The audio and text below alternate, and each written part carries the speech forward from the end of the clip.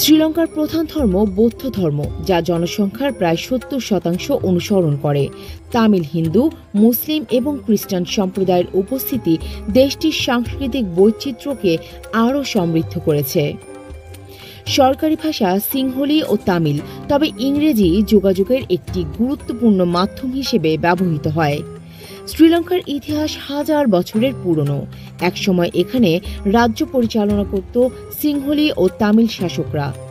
1505 সালে পর্তুগিজরা দেশটিতে আগমন করে, যা পরে 1658 সালে ডাচ এবং 1796 সালে ব্রিটিশদের নিয়ন্ত্রণে যায়।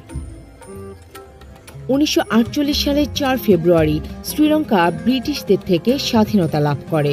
তবে স্বাধীনতার পরপরই জাতিগত বিরোধ এবং রাজনৈতিক টানাপোড়েন শুরু হয়। 1983 থেকে 2009 সাল পর্যন্ত শ্রীলঙ্কা ভয়াবহ গৃহ